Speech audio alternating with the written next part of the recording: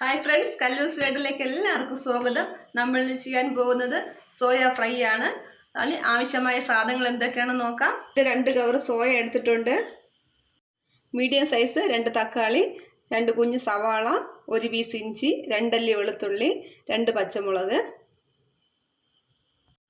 2 glass വെള്ളം ചൂടാകാൻ വെച്ചിട്ടുണ്ട്. അതിലോട്ട് 1/4 ടീസ്പൂൺ ഉപ്പ് ചേർത്ത് കൊടുക്കുക. വെള്ളം തിളച്ച് വരുമ്പോഴത്തേക്കും 2 കവർ സോയ ഇട്ട് കൊടുക്കുക.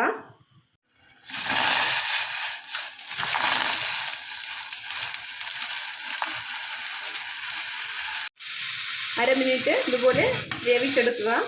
ഇനി ഇത് നല്ല പച്ചവെള്ളത്തിൽ കഴുകിയെടുക്കാവുന്നതാണ്. 2 വെള്ളം കഴുകിയിട്ടുണ്ട് പച്ചവെള്ളത്തിൽ.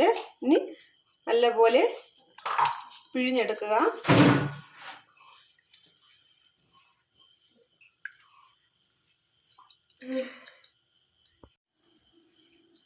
സോയ 2ആയിട്ട് കട്ട് ചെയ്ത് വയ്ക്കുക.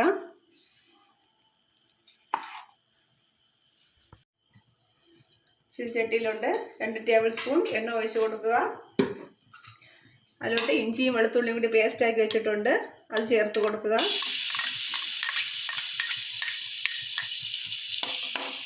നമ്മൾ കട്ട് ചെയ്ത് വെച്ചിരുന്ന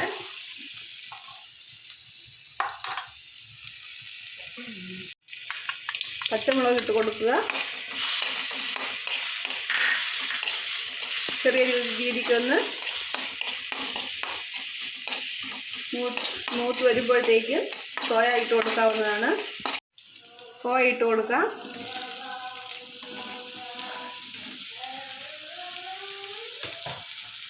അതിലോട്ട് കുറച്ച് ഉപ്പ് ചേർത്ത് കൊടുക്കാം.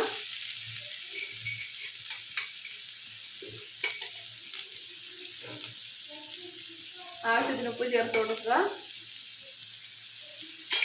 നന്നായിട്ട് മൊരിയുന്നത് വരെ ഇളക്കുക.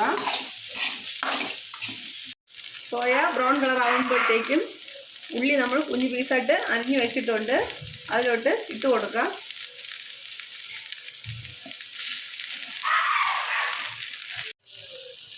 ഉള്ളിയെല്ലാം വഴന്ന് വന്നിട്ടുണ്ട്.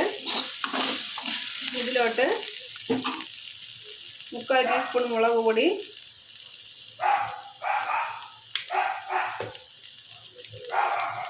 1 ടീസ്പൂൺ മല്ലിപ്പൊടി,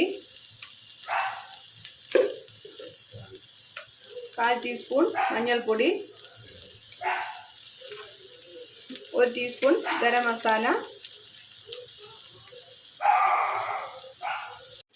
ഇതെല്ലാം കൂടി ചേർത്ത് നല്ല രീതിക്ക് ഇളക്കി കൊടുക്കുക. മസാല പൊടിയുടെ പച്ചമണം മാറിയതിന് ശേഷം നമ്മൾ 2 തക്കാളിയും മിക്സിയിൽ അടിച്ച് വെച്ചിട്ടുണ്ട്, അത് ഒഴിച്ചു കൊടുക്കാം.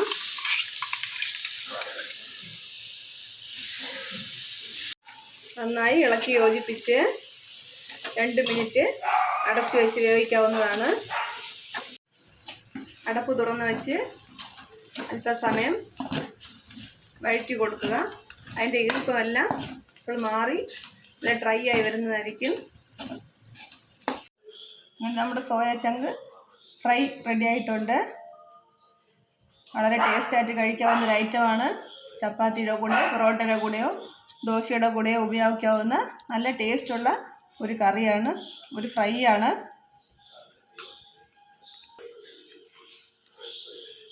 എല്ലാവരും പരീക്ഷിച്ച് നോക്കുക. ഇഷ്ടമായെങ്കിൽ എല്ലാവരും ലൈക്ക് ചെയ്യുക, ഷെയർ ചെയ്യുക, സബ്സ്ക്രൈബ് ചെയ്യുക. Okay, thank you.